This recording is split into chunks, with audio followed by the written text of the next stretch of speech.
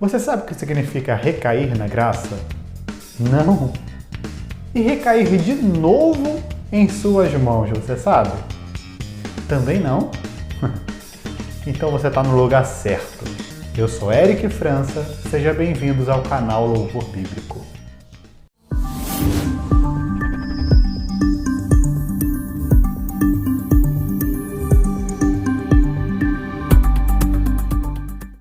Bom, gente, o Louvor Bíblico tem por objetivo analisar as letras das canções gospel. E hoje nós vamos analisar a letra da música Em Teus Braços, da cantora Laura Sogueles, que tem dividido muitas opiniões por causa dessa expressão, recaio em tua graça. Será que essa frase é bíblica? Será que eu posso cantar em minha igreja ou não? É isso que nós vamos descobrir hoje, aqui no Louvor Bíblico. Mas antes de começar, eu preciso dizer que a análise completa dessa canção está no nosso blog Louvor Bíblico. Lá você vai ter acesso à análise completa dessa canção, além de várias outras canções que nós já analisamos. Então o link do nosso blog vai estar aí na descrição, beleza? Estou nos braços daquele... Essa música é linda demais, né, gente? Vamos combinar? Sim, é verdade. Essa música é linda, aliás, essa música é uma verdadeira declaração de amor ao nosso Deus, né? A letra dessa canção linda, ela é um verdadeiro salmo. Sim, é um verdadeiro salmo de adoração a Deus, né? Onde a cantora já começa dizendo: seguro estou nos braços daquele que nunca me deixou. Né? Que coisa linda, isso é um louvor. Afinal de contas, louvor é elogio. Lembra que a gente falou isso nos vídeos anteriores? Louvor é elogio, então toda vez que eu elogio a Deus, eu estou o louvando. Então quando eu digo seguro estou nos braços daquele que nunca me deixou, eu estou querendo dizer publicamente que Deus nunca me deixou. Então eu estou elogiando a sua onipresença, né? A sua perfeição. Né? E ela continua dizendo: o seu amor perfeito sempre esteve repousando em mim. Fala sobre o amor de Deus. E ela continua: e se eu passar pelo vale, acharei conforto no seu amor. Né? Onde uma canção que ela exalta e glorifica o amor de Deus por nós. Não é verdade? E a gente lembra do Salmo 23. E ainda que eu ande pelo vale da sombra da morte, não temerei mal algum. Né? Ela continua: pois eu sei que és aquele que me guarda. Em teus braços é o meu descanso. E ela repete. Então a letra é um verdadeiro salmo de adoração a Deus e não é muito difícil encontrar na Bíblia salmos parecidos com a letra da canção de Laura Sogueles. Por exemplo, o Salmo de número 4, que eu vou ler agora para você. Diz assim, ó: ofereçam sacrifícios como o Senhor exige e ponham a sua confiança nele. Mais na frente ele continua: quando me deito, durmo em paz, pois só tu, ó Senhor, me fazes viver em segurança. Então o salmista fala sobre confiar, estar seguro em Deus. Olha só o que o salmista diz em Salmo de número 25. Em tempos difíceis, ele me esconderá no seu abrigo. Ele me guardará no seu templo e me colocará em segurança no alto de uma rocha. Então fala de estar protegido, guardado em segurança, escondido nos braços daquele que nunca nos deixou, né? Ainda no Salmo 25, o salmista continua dizendo assim, olha: ó Deus, meu libertador, tu tens sido a minha ajuda. Não me deixes, não me abandones. Ainda que meu pai e minha mãe me abandonem, o Senhor cuidará de mim. Que coisa mais linda, né? E ele continua dizendo assim, ó Senhor Deus, ensina-me a fazer tua vontade e guia-me por um caminho seguro, pois os meus inimigos são muitos. Confia no Senhor, tenha fé e coragem, confia em Deus, o Senhor. Novamente o salmista fala sobre segurança, sobre confiar, estar seguro em Deus. Então note que a letra dessa canção é um salmo, é bíblico, é lindo por sinal. Então essa música até aqui tudo certo, lindo. Podemos sim cantar em nossa igreja, adorar o Senhor no nosso quarto, que com certeza Ele vai se agradar de nós. Mas a partir de agora, a coisa muda um pouquinho. Caio em tua graça. Mas afinal de contas, o que significa recair na graça de Deus? Bom, antes de mais nada, a gente precisa entender o significado da palavra recair. Ao pesquisar essa palavra em um dicionário, você pode pesquisar em algum dicionário da sua preferência, eu encontrei 4 definições básicas para a palavra recair. A primeira dela é tornar a cair, que é a junção da palavra re mais cair. Recair, né? Ou seja, cair novamente. Então, não é difícil você encontrar essa palavra em frases do tipo fulano teve uma recaída, ou seja, ele caiu novamente. Então, essa é uma das definições para recair. A segunda definição é voltar ao estado ou posição anterior. Ou seja, quando alguém volta a um estado anterior, ele estava numa posição, foi para uma outra e por algum motivo ele retornou para aquela posição. Isso não significa que essa primeira seja ruim, né?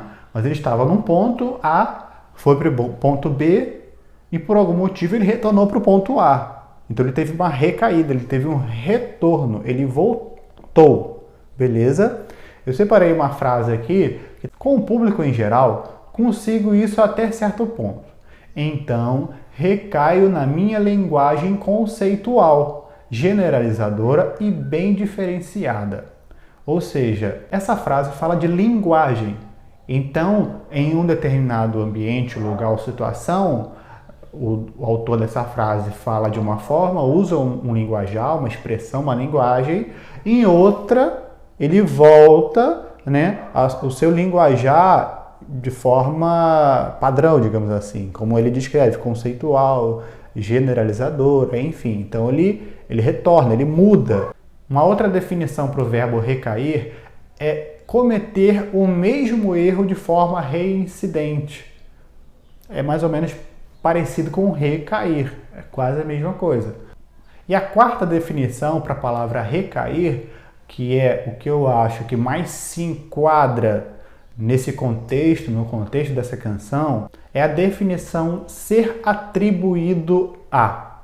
Ou seja, quando recair significa uma atribuição. Por exemplo, a acusação recaiu sobre um elemento de fora do grupo. O que isso quer dizer? Que a acusação foi atribuída a um elemento. Então, a acusação foi atribuída a um elemento. Então, recaio aqui fala de atribuição. Nossos primeiros pais transgrediram a lei divina.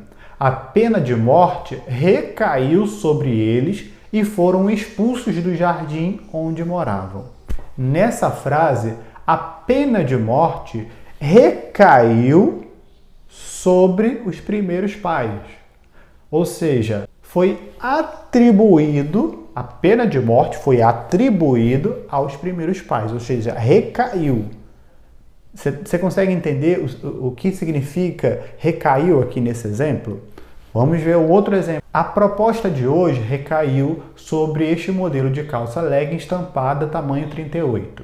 Bom, a mesma coisa. A proposta recaiu sobre uma calça. Ou seja, a proposta foi atribuída à calça. Deu para entender? Então, recair nessa definição significa atribuição, ser atribuído de uma coisa para outra.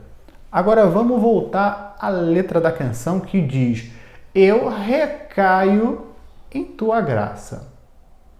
O que significa graça? Eu poderia gastar horas aqui falando só de graça, mas eu vou dar uma definição simples e básica para a gente dar continuidade, senão o vídeo vai ficar muito longo. Graça é um favor imerecido.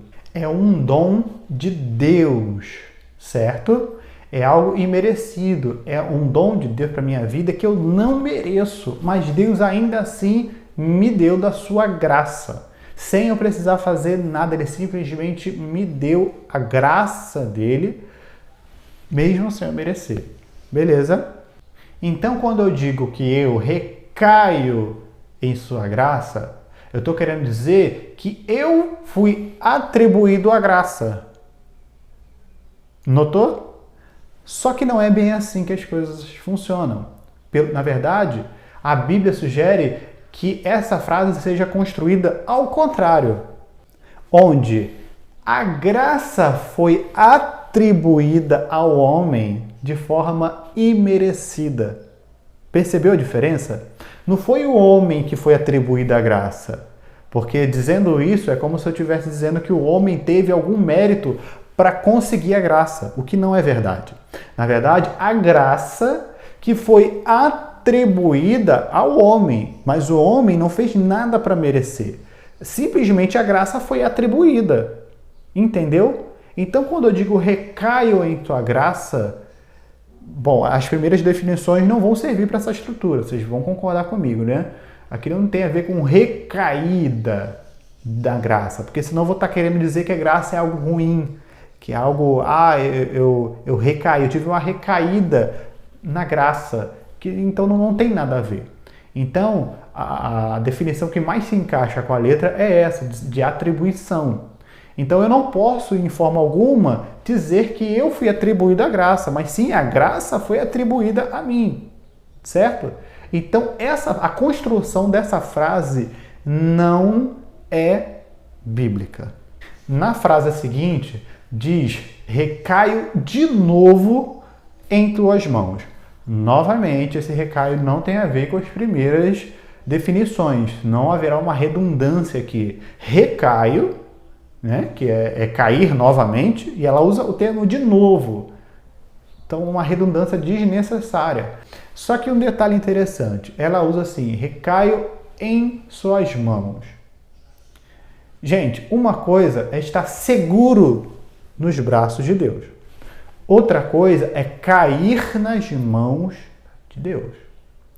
Todas as vezes que nós vemos na Bíblia, ou até mesmo no dia a dia, alguém falando assim, eu recaio nas mãos de Deus, ou até mesmo eu caio nas mãos de Deus, ou nas mãos do fulano ou do beltrano, isso significa algo não muito bom.